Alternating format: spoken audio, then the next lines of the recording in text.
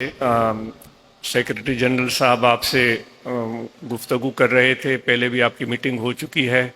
जो रिपोर्ट उन्होंने सुनाई बड़ी मुसर्रत हुई कि आप दोस्तों ने हज़रात खुलफ़ाए इकराम और मुबल्लिगीन और जमायत इस्लाहुल मुस्लिमीन और रूहानी तलबा जमात, जमीयत उलमा ताहिरिया, उन सब ने मिलजुल के इन इंतज़ामात को पाए तकमील तक पहुँचाने का आज़म किया है। और जो एक माली ताउन दरकार है वो भी आपके सामने आ चुका है।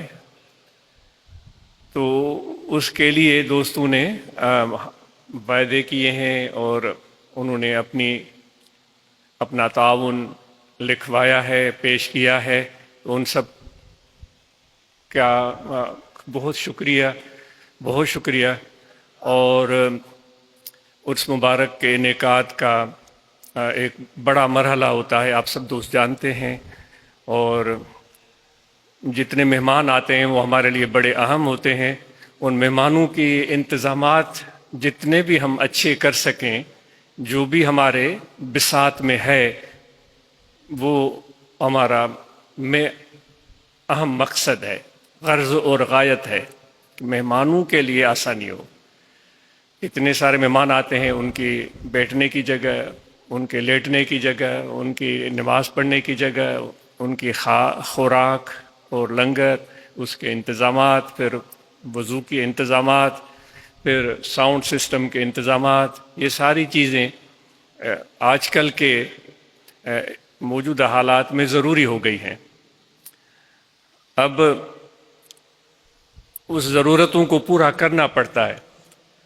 तो इस हवाले से आप दोस्त दिल खोल कर इसमें मदद करें और ताउन करें। और बढ़ चढ़ कर होना तो ये चाहिए कि अगर किसी ने कुछ डिजिट्स लिखवाए हैं तो वो उससे भी बढ़ कर दे। हम यहाँ छोटी उम्र में मदरसे में हम मिलाद की महफिल करते थे, फिर आपस में हम जो है वो फ़ंड कलेक्शन करते थे। तो उसमें यही होता था, तलबा होते थे तो कोई 10 दे रहा है, कोई 15 दे रहा है, ये 80s की बात होगी। तो फिर उसमें वो लोग बड़े बहुत नुमाया और प्यारे लगते थे जो 20 रुपए लिखवा के 25 रुपए दे देते थे। तो हम बहुत खुश होते थे। एक महदूद इंतज़ामात होते थे तलबा के लिए, कभी गांव वाले आ जाते थे तो वो 20 लिखा के 5 ऊपर डाल देते थे। तो हमारा दिल इतने से इतना हो जाता था कि भाई देखो, तो हम उस प्रोग्राम को और अच्छा बनाएंगे, मीलाद शरीफ की महफिल को और बेहतर बनाएंगे। तो उम्मीद है कि आप अहबाब ने जो भी अपनी तरफ से खिदमात पेश की हैं उसमें और भी इजाफा करके आप पेश करेंगे। और इंशाअल्लाह इसकी बरकतें और फ़ायदे हमें हासिल होंगे। जब इतने मेहमान आएंगे तो उनको देखकर, उनकी आसाइश को देखकर, उनकी खुशी को देखकर हमें बड़ी मुसरत होगी। सबसे पहली बात जो उर्स मुबारक के हवाले से दोस्तों से, आवाज़ समझ आ रही है जी? उर्स मुबारक के हवाले से जो अहम तरीन बात है वो है सलामती हमारे मेहमानों की। ये बड़ी अहम है, बहुत अहम है। तो इस हवाले से जो भी मुतअल्लिक़ दोस्त हैं, जो ग्रुप हैं, और अल-खादमीन बतौर ख़ास, और दीगर अहबाब जो हमारे मेहमान आने गिरामी, उनकी सिक्योरिटी, सलामती, उनके जान की, उनके माल की, उनके जेब की और दीगर चीज़ों को नज़र में रखते हैं और बेहतर बनाते हैं, उनको ख़ुसूसी ताकीद है कि आप पहले से मुकम्मल मनसूबा बंदी करके, प्लानिंग करके आएँ और इसके लिए मीटिंग्स करें। और सिक्योरिटी के हवाले से जो अब आप खिदमत सरअंजाम देते हैं, खादमीन हैं या जमायत इस्लाहुल मुस्लिमीन के मरकज़ी ओहदेदारान हैं, रूहानी तलबा जमात, जमीयत उलमा ताहिरिया, तो सब मिलजुल कर आपस में अगर ज़रूरत महसूस हो तो एक हिकमत अमली बनाए। पहले तो जो आपका तरीक़ेकार है वो आप बेहतर जानते हैं, मुझे इस वक्त वो उस चीज़ की सारी तफसीलात ज़हन में नहीं आ रही हैं। जो भी तरीक़ेकार है उसको बेहतर बनाएं, कोऑर्डिनेशन, बाहमी तालमेल बेहतरीन हो कि किसी भी इमरजेंसी की सूरत में कोई हड़बोंग न बचे और कोई परेशानी न हो। تو یہ خصوصی تاکید ہے الخادمین کو کہ آپ بہتر بنائیں. اور پھر اندر خواتین الخادمات کے حوالے سے خواتین آتی ہیں، حالانکہ یہ گزارش کی جاتی ہے کہ اندر محدود انتظامات ہیں اور ممکن نہیں ہے، تو آپ کے لیے تو پروگرام آن لائن بھی چل رہا ہوتا ہے، تو گھر میں بیٹھ کر بھی وہ دیکھ سکتی ہیں. لیکن خواتین اپنے شوق سے آتی ہیں تو پھر ہمارا فرض بنتا ہے کہ ان کے انتظامات بہتر ہوں. لاسٹ ایئر جو کمی کوتاہی ہوئی تھی اس بارے میں دوستوں سے تفصیلی گفتگو مسلسل ہوتی رہی ہے. تو خواتین کا انتظام بہتر بنانے کی شدید ضرورت ہے. ان کا پنڈال اچھا ہو، ان کی رہائش، بیٹھنے کی جگہ، لائٹنگ، پانی، بجلی، معقول بندوبست ہو. اور پھر اس میں سیکیورٹی.